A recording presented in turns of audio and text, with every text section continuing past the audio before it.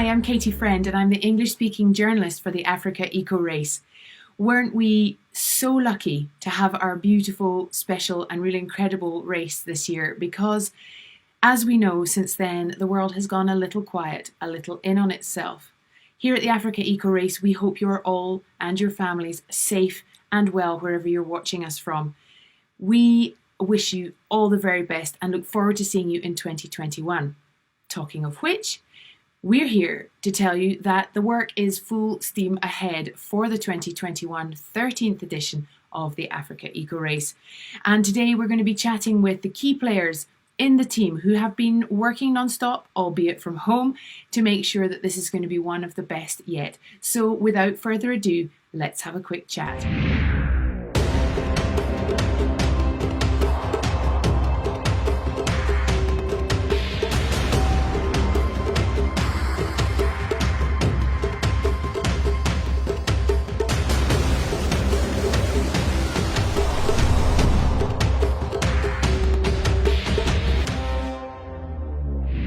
Alors, bienvenue Jean-Louis Schlesser, Event Director de l'Africa Eco Race. Après cette crise sanitaire historique et difficile pour tous, comment allez-vous? Ça va. Ça a été un petit peu long, mais on a respecté les consignes. On a essayé tous d'être extrêmement sages, on n'est pas sortis. Et c'est pour cette raison, je pense qu'ils ont envie de s'évader et de trouver le désert qui leur manque tant. Super. Et pendant cette période, ton équipe, est-ce qu'elle a pu continuer à travailler sur la préparation de l'édition de 2021 de l'Africa Eco Race? Oui, on a travaillé. Moi, j'ai essayé de trouver des idées, j'ai essayé de me projeter en avant, de savoir s'il allait avoir des soucis logistiques, principalement, et puis savoir si ça allait s'arrêter rapidement ou pas, quoi. Pour nous, c'était très délicat.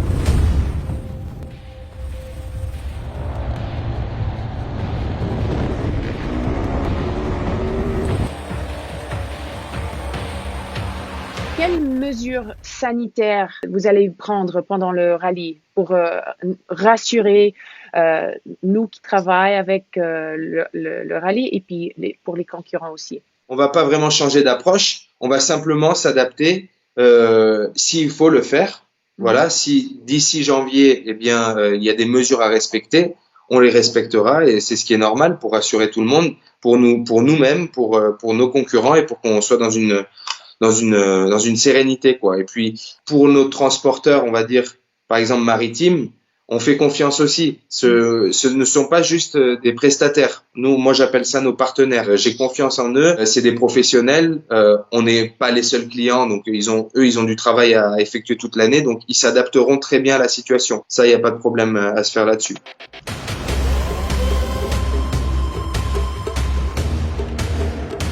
Que se passera-t-il en cas d'annulation due à Covid-19? S'il y a une annulation, on rembourse tout le monde, y compris les frais d'inscription. D'ailleurs, on a fait un écrit à ce sujet, on a fait une news et on l'a écrit. Donc les gens n'ont absolument aucune crainte. S'il y a un problème Covid et qu'on ne peut pas transporter, de toute façon, nous-mêmes, on décidera de ne pas le faire parce qu'on ne veut pas faire prendre de risques aux concurrents et à notre équipe. Et puis on remboursera tout le monde. On a des assurances, il y a des assurances pour ça, il n'y a pas de problème.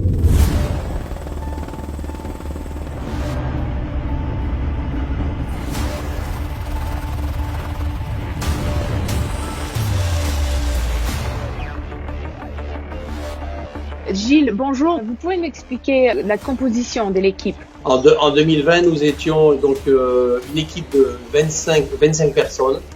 Nous avions 6 véhicules tout-terrain sur piste. Nous avions un véhicule fourgon PMA qui faisait la fermeture goudron. Et nous avions une semi-remorque qui faisait l'ouverture goudron et qui nous permettait le soir de faire un grand PMA, un poste médical avancé. Ensuite, on a 2 camions balais équipés avec des médicaux dedans.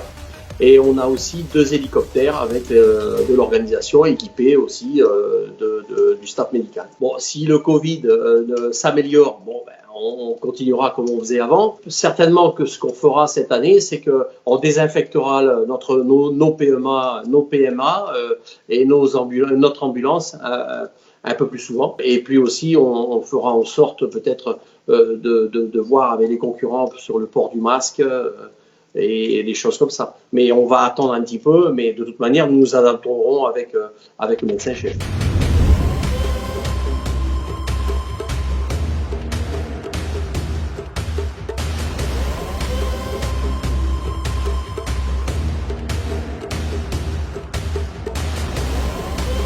Donc on va prendre les meilleures portions du Maroc, les meilleures portions et les meilleures éditions au bivouac que nous avons eues et parcours dans le passé en Mauritanie, et on va faire une compilation de ça. Ce que je peux d'ores et déjà dire, c'est que nous ferons 2 boucles. On travaille déjà sur la création du roadbook, ou disons plutôt sur la création du tracé.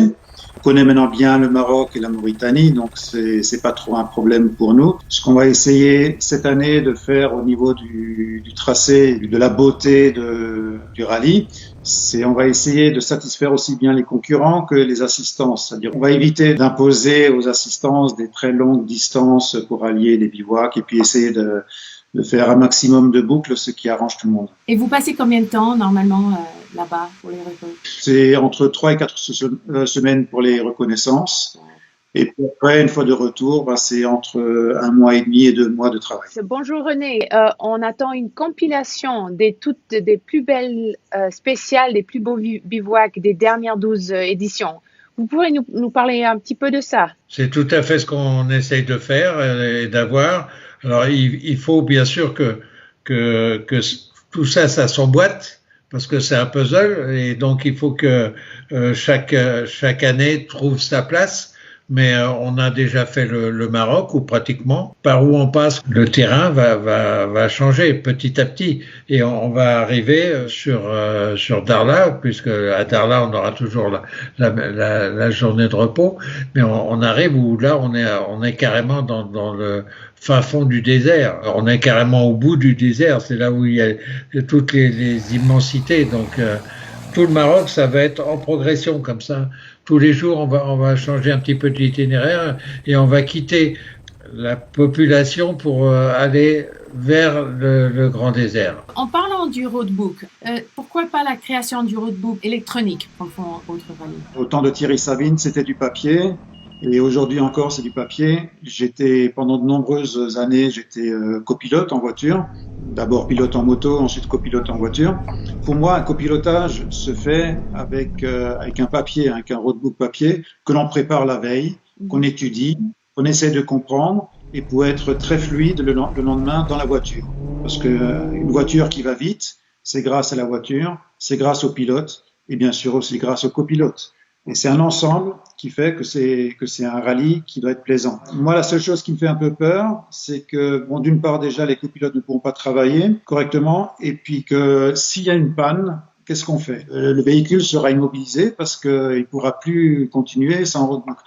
Un roadbook papier ne peut pas tomber en panne.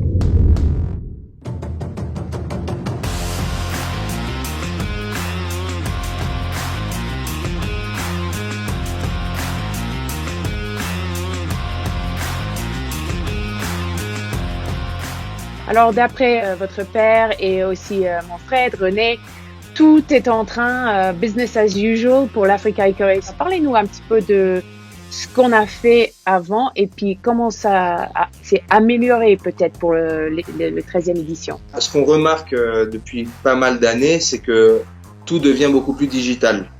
Les gens sont beaucoup plus connectés, les gens sont beaucoup plus sur leur téléphone, sur leur iPad, etc. Faut pas oublier la télévision, mais je suis en train de me concentrer, on va dire, pour qu'on s'axe le plus rapidement possible vers le digital, et de rendre du contenu plus visible au niveau digital. Par exemple, là où on a bien travaillé depuis maintenant 2 éditions, c'est sur le live. Et ce qu'on souhaite vraiment faire, c'est mettre des images aussi. Donc, c'est-à-dire qu'en fait, ça sera un format peut-être un tout petit peu plus long, mais ça permettra aux gens de voir qu'est-ce qui s'est passé dans la journée au niveau sportif aussi. Voilà, ça sera pas simplement du inside, mais ça sera aussi du contenu, de voir des belles images, de voir qu'est-ce qui s'est passé au niveau sportif, les classements, etc., quoi. Donc ça sera mon objectif l'année prochaine.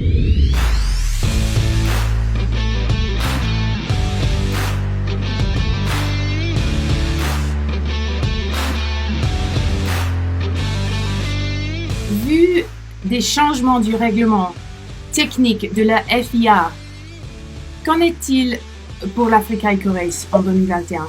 Ben on suit les règles principales de la FIA au niveau de la sécurité et tout ça, mais par exemple, si je prends le règlement des SSV, pour parler de ça, nous, on a mis les moteurs atmosphériques, par exemple, les gens doivent le lire, notre règlement, mais enfin, les moteurs Atmo, on leur met 100 kg de moins que les moteurs turbo. Donc, ça sera un avantage. On est très strict en ce qui concerne l'esprit extrême SSV.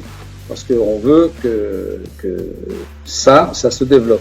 Parce que c'était un énorme succès cette année, en 2020, cette catégorie SSV. C'est vraiment l'avenir, je crois que vous avez dit plusieurs fois. Tout à fait. Alors, nous, ce qu'on va faire, c'est qu'on va continuer à les classer tous ensemble, je veux dire au classement général. Mais ensuite, nous allons vraiment faire un classement spécifique pour chaque catégorie. C'est-à-dire que le classement général, camion, voiture, SSV, tout le monde.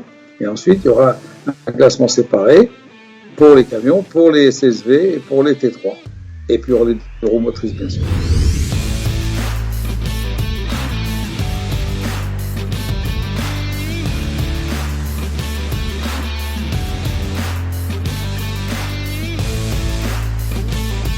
Sur la sécurité des concurrents, vous pouvez nous juste expliquer un petit peu comment vous faites pour garder tout le monde sauf et sain? La sécurité commence déjà pendant les reconnaissances. C'est-à-dire que pendant les reconnaissances, on essaie déjà de trouver des passages, des pistes, des endroits qui ne sont pas dangereux et qui ne sont pas trop rapides non plus. Si on tombe sur une piste qui ressemble à une autoroute où les concurrents vont rouler à 200 ou 250 km/h, c'est pas notre intérêt. On quitte cette piste-là et on va trouver autre chose qui va être tout aussi plaisant, où ils vont rouler moins vite, donc ça va être moins dangereux. Ensuite, il y a aussi tout le système d'Iritrack, donc surveillance par satellite de la position de chaque véhicule. On surveille la position, on surveille s'il y a une inclinaison, donc probablement une chute pour un motard ou un tonneau pour une voiture. Tout ça, c'est instantané, on peut le voir chez nous. Ces appareils, ils ont aussi le téléphone embarqué. C'est-à-dire, s'ils ont un doute ou s'ils ont un problème, un accident ou pour quelqu'un d'autre, ils peuvent appeler le PC Course. Il y a une nouveauté pour l'Africa Race 2021. Je suis en train de voir pour récupérer un pick-up et de l'équiper d'une cellule pour faire carrément une ambulance 4 roues motrices qui puisse aller sur piste ou sur des checkpoints. De manière à être opérationnel pour, en cas d'accident, de double accident comme nous avons eu l'année dernière, pour essayer de libérer un hélicoptère. Well, there you have it. We have spoken to the key players. We're excited and we're ready. And now all we need is you to come and join us for the 2021 edition. We'll be leaving from Monaco, as always, from Quai Antoine I on the 2nd of January. Don't forget, 2121. Very easy to remember. We'll see you there. Enjoy the rest of the year. Please stay safe. Look forward to seeing you in January. Bye-bye.